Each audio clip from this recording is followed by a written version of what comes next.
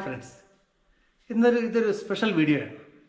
സ്പർശന വാട്സിൽ ഇങ്ങനെ ഒരു വീഡിയോ നമ്മൾ ഇതിനു മുമ്പ് ചെയ്തിട്ടില്ല. ഇന്ന് ഞാൻ ഇങ്ങനെ ഒരു വീഡിയോ ചെയ്യാൻ കാര്യം, ഇന്ന് ഞാൻ കണ്ടൊരു മൂവിയാണ് മൈതാൻ.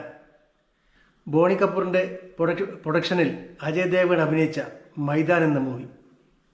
ശരിക്കും ഇന്ന് ആ മൂവി കണ്ടപ്പോൾ 1950കളിലും 60കളിലും 62 വരെയൊക്കെ നമ്മുടെ ഫുട്ബോൾ എത്ര മുകളിലായിരുന്നു എന്ന് തോന്നിപ്പോയി. എവിടെയാണ് നമുക്ക് തെറ്റുപറ്റിയതെന്ന് മനസ്സിലാക്കാൻ ആ ഒരു മൂവി കണ്ടാൽ മാത്രം മതി. ആ മൂവിയിൽ എസ് എ റഹീം എന്ന് പറയുന്ന ആ ഒരു കോച്ച് നേരിടുന്ന അനുഭവങ്ങൾ, അദ്ദേഹം ആ ടീമിനെ ഡെവലപ്പ് ചെയ്യാൻ വേണ്ടി എടുക്കുന്ന പരിശ്രമങ്ങൾ, അതൊക്കെ കണ്ടാൽ തന്നെ നമുക്ക് മനസ്സിലാവും എവിടെയാണ് നമ്മൾ തോറ്റുപോയത്. 1960 ഒളിമ്പിക്സിൽ ഫ്രാൻസിനോട് ഡ്രോ കളിച്ച നമ്മൾ, 1962 ഏഷ്യൻ ചാമ്പ്യന്മാരായിരുന്ന നമ്മൾ എവിടെയാണ് മറന്നുപോയത് ഫുട്ബോൾ കളിക്കാൻ? ചുണ്ണി ഗോസ്വാമിയെ പോലെ, PK ബാനർജിയെ പോലെ, തങ്കരാജിനെ പോലെ പ്രശസ്തരായ ഫുട്ബോൾ ഉണ്ടായിരുന്നൊരു നാട്ടിൽ, നമ്മുടെ സ്വന്തം നാട്ടിലെ O ചന്ദ്രശേഖരനെ പോലുള്ള കളിക്കാരുണ്ടായിരുന്ന ഈ നാട്ടിൽ എവിടെയാണ് നമ്മൾ ഫുട്ബോൾ കളിക്കാൻ മറന്നുപോയത്? ഇന്ന് നമ്മൾ ഈ കാലഘട്ടത്തിൽ നമ്മളെടുത്താൽ ഒരു ബൈച്ചിങ് ബൂട്ടിയ, ഒരു IM വിജയൻ, ഒരു ഷറഫ് അലി, അല്ലെങ്കിൽ ഒരു സുനിൽ ഛേത്രി, ഓരോ കാലഘട്ടത്തിലും ഓരോ കളിക്കാരുടെ പേര് പറയാം എന്നുള്ളതല്ലാതെ രണ്ടാമത്തെയോ മൂന്നാമത്തെയോ ഒരു കളിക്കാരൻ്റെ പേര് പറയാൻ നമുക്ക് സാധിക്കാറില്ല.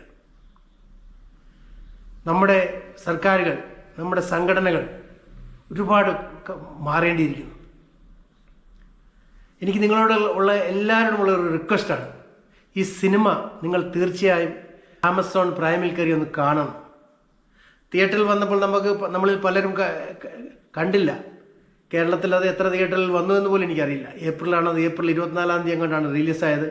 പക്ഷേ ഇന്നലെയോ ഇന്നോ ആണത് ആമസോൺ പ്രൈമിലെത്തിയത്.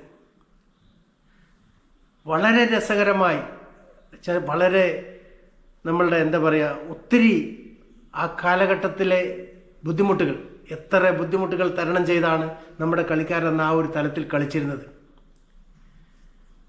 സിനിമയെ പറ്റി പറയുകയാണെങ്കിൽ അജയ് ദേവഗണും പ്രിയാമണിയൊക്കെ വളരെ ഭംഗിയായി അഭിനയിച്ചു എന്ന് വേണം പറയാൻ.